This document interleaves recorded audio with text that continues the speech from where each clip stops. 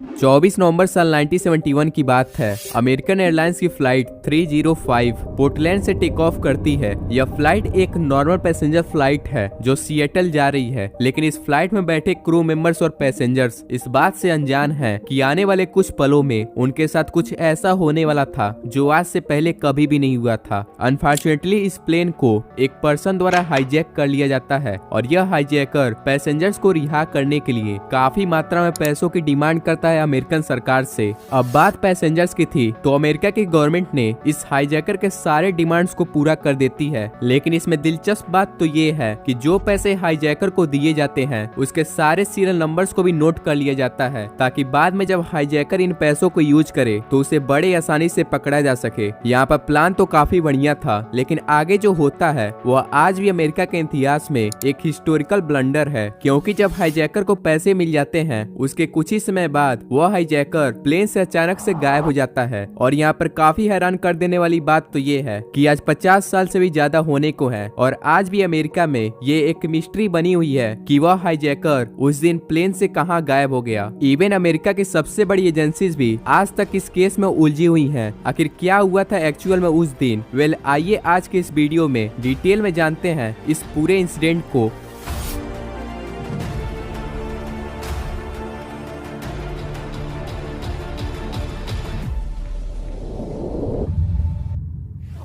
अपने कहानी की शुरुआत अमेरिका के पोर्टलैंड से होती है। करीब दोपहर के समय में एक शख्स एयरपोर्ट के अंदर दाखिल होता है और सीधा टिकट काउंटर पर जाकर अपने सिंगल टिकट कटवाता है जिसमें उसका नाम डेन कूपर नोट डाउन होता है। यह अपनी टिकट को लेकर सीधा अपनी फ्लाइट एयरक्राफ्ट बोइंग 272 की ओर बढ़ता है। अब उस समय फ्लाइट में बैठने से पहले किसी भी तरीके का कोई चेकिंग नहीं होता था। आप जो चाहे अपने साथ प्लेन के अंदर ले जा सकते थे, इसीलिए डेन कूपर बिना किसी रोक टोक के अपने साथ एक ब्रीफ केस को लेकर सीधा अपने सीट पर जाकर बैठ जाता है। बाकी दिन के मुकाबले उस दिन प्लेन में ज्यादा लोग मौजूद नहीं थे, क्योंकि छुट्टियों का समय चल रहा था। तो प्लेन में टोटल 42 लोग ही मौजूद थे, जिसमें से 6 क्रू मेंबर्स और बाकी के 36 पैसेंजर्स थे। करीब 2:50 पर ये प्लेन टेक ऑफ करती है पोर्टलैंड से सिएटल जाने के लिए। अब पोर्टलैंड से सिएटल जाने में केवल 30 मिनट का ही समय लगता है, इसीलिए डेन कूपर जल्दी से अपने लिए कुछ खाने पीने की चीजों को ऑर्डर करता है और साथ ही अपने जेब में से एक सिगरेट को निकालकर उसे स्मोक करने लगता है। अब यहाँ तक तो सारी चीजें नॉर्मल चल रही थी, लेकिन अगले मिनट में ही डेन कूपर अपने जस्ट पीछे बैठे एक फ्लाइट अटेंडेंट को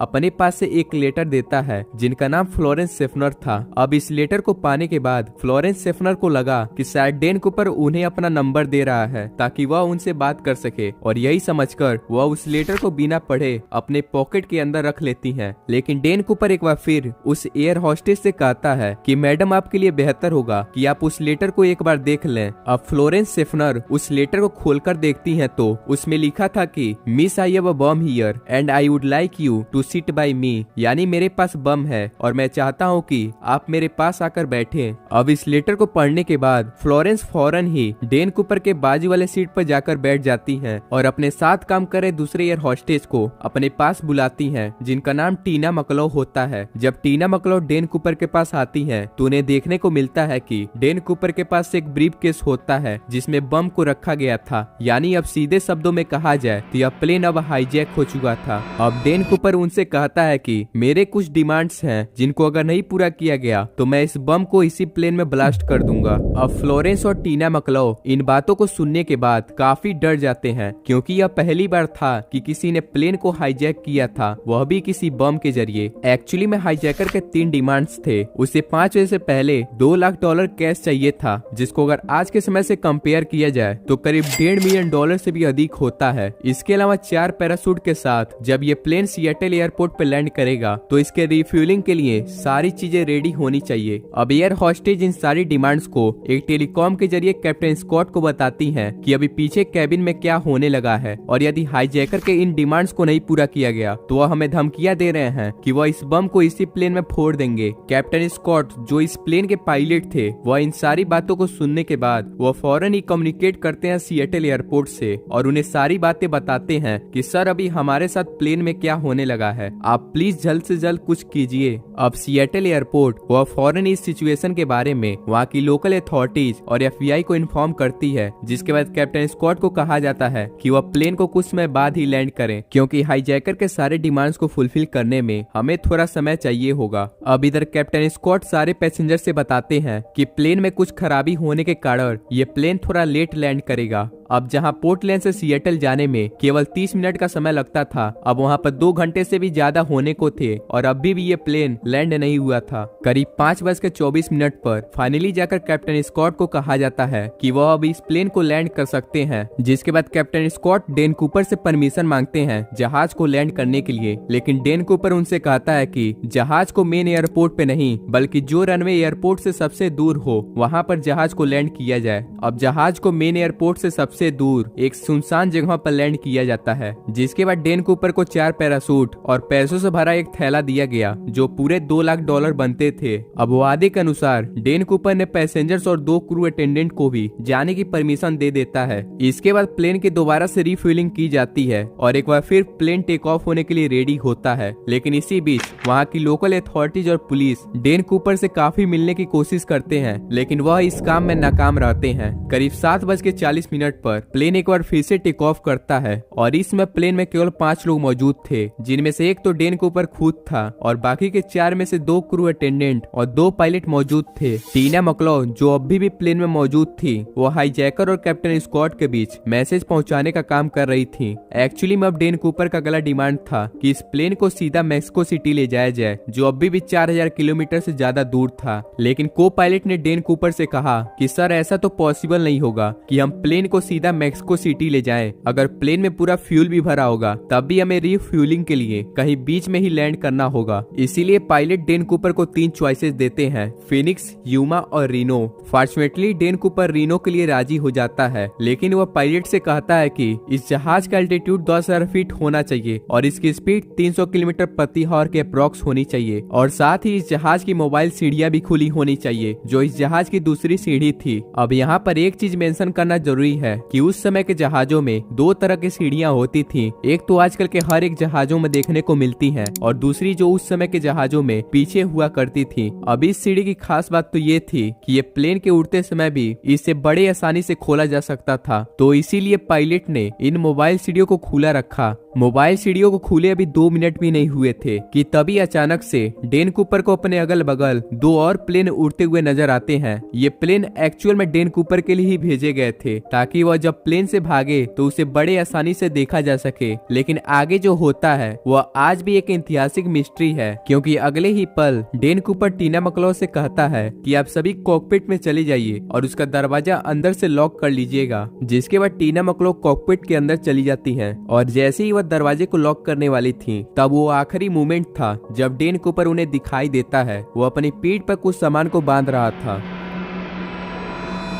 अब कॉकपिट का दरवाजा बंद हो चुका था और अब किसी को भी नहीं पता था कि डेन कूपर जहाज के अंदर क्या कर रहा है, और सबसे बड़ा सवाल कि वह जहाज के अंदर अभी है भी या नहीं। करीब रात के 11 बज चुके थे। जहाज रीनो एयरपोर्ट के पास पहुंचता है और अब समय आ चुका था कि जहाज को नीचे लाया जाए, लेकिन इससे पहले जरूरी था कि जहाज की मोबाइल सीढ़ियों को बंद करना। इसीलिए कैप्टन स्कॉट डेन कूपर से परमिशन मांगते हैं कि सर हम रिफ्यूलिंग के लिए रीनो में लैंड करने वाले हैं, जिसके लिए हमें मोबाइल सीढ़ियों को बंद करना पड़ेगा ताकि हम सेफली लैंड कर सके। लेकिन डेन कूपर की ओर से कोई रिप्लाई नहीं आता है, इसीलिए कैप्टन स्कॉट अपनी बात को दोबारा दोहराते हैं, लेकिन इस बार भी डेन कूपर की ओर से कोई जवाब नहीं आता है। 11:02 पर जहाज खुली सीढ़ियों के साथ लैंड करता है। लैंडिंग के 1 से 2 मिनट में ही वहाँ की लोकल अथॉरिटीज और FBI द्वारा जहाज को चारों ओर से घेर लिया जाता है, लेकिन जब जहाज की छानबीन होती है तो पता चलता है कि डेन कूपर जहाज में था ही नहीं, बस था तो उसकी टाई, कुछ सीक्रेट रॉकेट बर्ड्स और उन 4 पैराशूट में से 2 पैराशूट जो डैन कूपर जहाज में ही छोड़ गया था। यानी यहाँ पर एक चीज तो साफ हो चुकी थी कि हाईजैकर सिएटल से रीनो के बीच में ही कहीं प्लेन से कूद गया था। इसलिए फौरन उन पायलट से कम्युनिकेट किया जाता है जो इस प्लेन के जस्ट पीछे थे।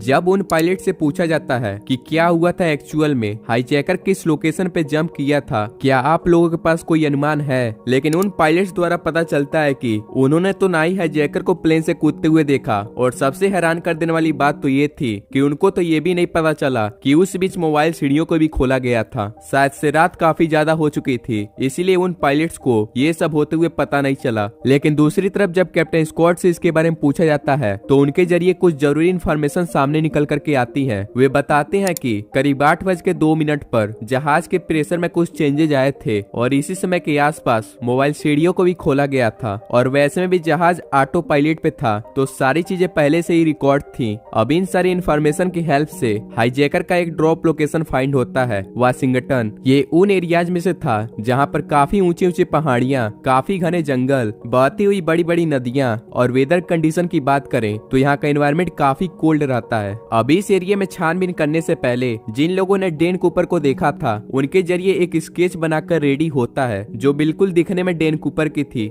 इसके बाद FBI और वहाँ की लोकल अथॉरिटीज द्वारा वाशिंगटन में एक सर्च ऑपरेशन शुरू होता है जिसमें लैंड सर्च टीम जो पूरे जंगलों की छानबीन कर रही थी, तो वहीं दूसरी तरफ हेलीकॉप्टर के जरिए ऊंचे ऊंचे पहाड़ों को तलाशा जा रहा था। ये सर्च ऑपरेशन पूरी दिन रात चलते रहती है, लेकिन डैन कूपर का कोई अता पता नहीं मिलता है कि वह कहाँ गया। करीब 2 हफ्ते से भी ज्यादा का समय हो चुका था और इस सर्च ऑपरेशन का कोई प्रोग्रेस नहीं था कि डैन कूपर कहाँ गया, और सबसे बड़ा सवाल कि क्या वह अभी जिंदा भी है या नहीं। अब तो कई लोगों को लगने लगा था कि शायद डैन कूपर पानी में डूबकर मर गया होगा, क्योंकि किसी को भी पता नहीं था कि डैन कूपर को स्विमिंग आती थी या नहीं, क्योंकि इस एरिया में 2 बड़ी बड़ी झीलें मौजूद थी, एक तो एरियल और दूसरी मेरविन। अब इस चीज को कंफर्म करने के लिए इन दोनों झीलों में बोट को चलवाया जाता है ताकि अगर डैन कूपर मरा भी हो तो उसकी डेड बॉडी मिल सके। लेकिन कई दिनों के खोज के बाद भी ना ही डैन कूपर मिला और ना ही ऐसा कोई सबूत कि डैन कूपर कहाँ गया हो। अब तो वाशिंगटन के आसपास के सारे एरिया को भी खोजा जा चुका था, लेकिन रिजल्ट में कुछ नहीं निकलता है। ये इन्वेस्टिगेशन पूरी तरह से बैकफायर कर जाता है, किसी को भी कुछ समझ में नहीं आ रहा होता है कि ये हाईजैकर कहाँ गया।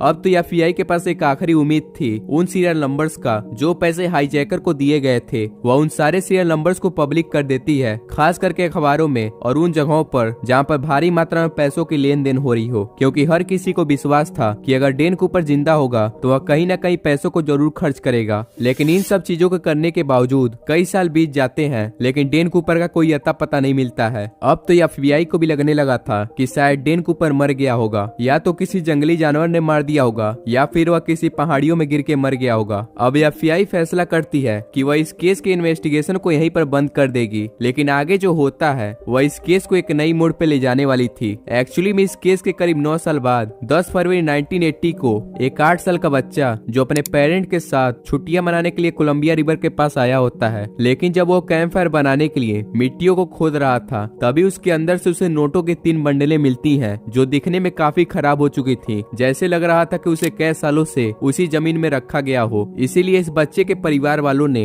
इन पैसों को लेकर सीधा FBI के पास जाते हैं। जब FBI इन पैसों को जांच करती है तो वह काफी हैरान हो जाती है, क्योंकि यह वही पैसे थे जो डैन कूपर को दिया गया था। इनके सारे सीरियल नंबर भी बिल्कुल मैच कर रहे थे। लेकिन यहाँ पर सवाल तो ये था कि ये पैसे जिस लोकेशन पर पाए गए थे वह डैन कूपर के ड्रॉप लोकेशन से करीब 27 किलोमीटर दूर था। अब ये पैसे कैसे कोलंबिया रिवर के पास आए, इसके बारे में ज्यादा इन्फॉर्मेशन मौजूद नहीं है। बट आगे FBI काफी इन्वेस्टिगेशन करती है। वह कोलंबिया रिवर के आसपास के सारे घरों में चेकिंग करती है। कुछ लोगों पर शक तो होता है, लेकिन ऐसा कोई प्रूफ नहीं था कि यही डैन कूपर थे, इसीलिए उनको बाद में छोड़ दिया जाता है। इसके अलावा डैन कूपर का ये केस अमेरिका में अब काफी पॉपुलर हो चुका था कि कैसे एक ही पर्सन ने एक प्लेन को हाईजैक किया और बिना किसी को नुकसान पहुंचाए कैसे लाखों डॉलर लेके भाग गया। इवन इस केस के बाद से ऐसे ही कई केसेस सामने आए जो डैन कूपर की कॉपी कर रहे थे, लेकिन अफसोस वह बाद में पकड़े गए और इनमें से कई तो इनकाउंटर में मारे गए। डैन कूपर का ये केस आज भी FBI के अंडर है। अगर आगे कोई इन्फॉर्मेशन मिलती है तो FBI इस केस को दोबारा रीओपन करेगी। बाकी जो पैसे कोलंबिया रिवर के पास पाए गए थे उनमें केवल $5,800 ही थे और बाकी के पैसे आज तक नहीं पता चल पाए हैं कि वह कहां पर है। और रही बात डैन कूपर की, तो ये आज भी एक मिस्ट्री होती है कि ये शख्स उस रात कहाँ गायब हो गया।